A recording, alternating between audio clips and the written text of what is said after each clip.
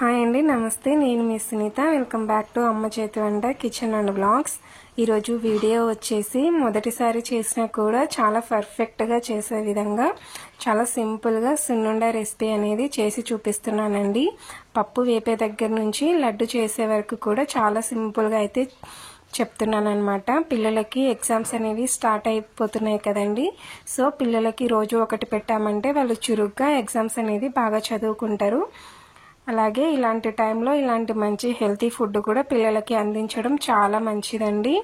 చాలా సింపుల్గా అయితే ఈ రెసిపీ అనేది చేసి చూపిస్తున్నాను. ఇక ఆలస్యం చేయకుండా ఎలా చేసుకోవాలో చూసేద్దాం పదండి.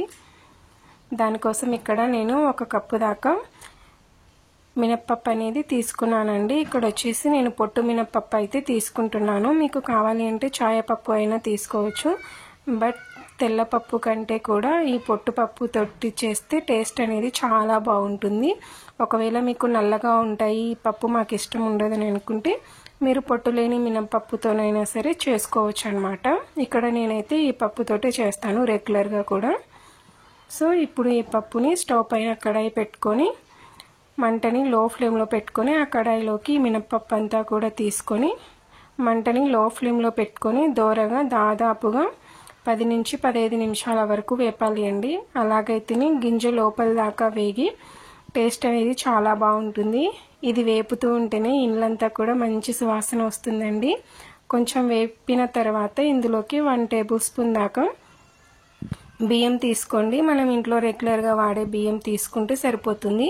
ఇలా 1 టేబుల్ స్పూన్ బియ్యం వేయడం వల్ల లడ్డు తినేటప్పుడు నోటికి కానీ పంటికి కానీ అతుక్కోకుండా పొడి పొడిగా చాలా బాగుంటుంది. పిల్లలు తినేటప్పుడు పొరమాలుతూ ఉంటుంది కదండి, అలా మాలకుండా ఈజీగా తినేస్తారనమాట. ఇలా బాగా దోరగా గోల్డెన్ బ్రౌన్ కలర్ వచ్చేంత వరకు వేపుకొని ఒక ప్లేట్లోకి తీసుకొని పూర్తిగా చల్లారనివ్వండి. తర్వాత అదే స్టవ్ పైన ఒక చిన్నపాటి కడాయి పెట్టుకొని దాదాపుగా 1/2 కప్పు దాకా నెయ్యి అనేది పడుతుందండి. 1 కప్పుకి 1/2 కప్పు నుంచి 1/2 కప్పు మధ్యలో అయితే నెయ్యి పడుతుంది అనమాట. మీరు నెయ్యి తక్కువగా తినే వాళ్ళైతే 1/2 కప్పు నెయ్యి అయితే సరిపోతుంది. ఇక్కడ నేను 1/2 కప్పు నెయ్యి తీసుకొని నెయ్యి అనేది కరిగించానండి. తర్వాత దాన్ని పక్కన పెట్టుకోండి. ఈలోపు చూస్తారు కదా పప్పు అనేది కూడా పూర్తిగా చల్లారిపోయింది. ఇప్పుడు ఒక మిక్సీ జార్ తీసుకొని అందులోకి ఈ మినపప్పు అంతా కూడా వేసేసుకోండి. తర్వాత మంచి ఫ్లేవర్ కోసం ఒక 3 యాలకులు కూడా వేస్తున్నాను. తర్వాత మూత పెట్టి ఒకే స్పీడ్లో కాకుండా ఆగుతూ పల్సిస్తూ పిండి అనేది ఉండకట్టకుండా ఉండేటట్టు మిక్సీ పట్టుకోవాలండి. ఒకే స్పీడ్లో పడితే పిండి అనేది ఉండకడుతుంది. ఇక్కడ చూపిస్తున్నాను కదా, వీడియో క్లిప్లో చూపిస్తున్న ఈ విధంగా పట్టుకోండి. మరీ మెత్తగా కాకుండా మరీ బరకగా కాకుండా ఈ విధంగా పట్టుకోండి.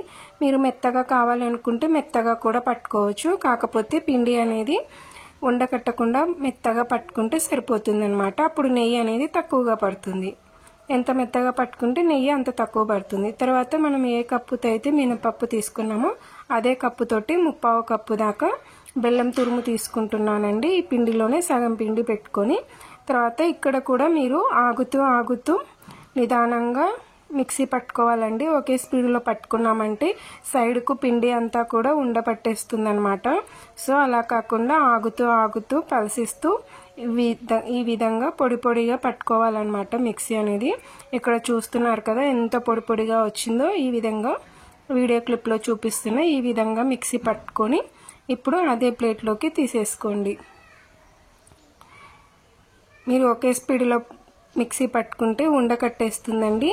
అందుకనేసి 30 సెకండ్స్ పట్టి మళ్ళీ ఆగుతూ మళ్ళీ 30 సెకండ్స్ పడుతూ అలా పల్సిస్తూ పట్టుకోండి. ఇక్కడ మీరు కావాలంటే స్వీట్ అనేది సరిపోయిందా లేదా అని చెక్ చేసుకోవచ్చు.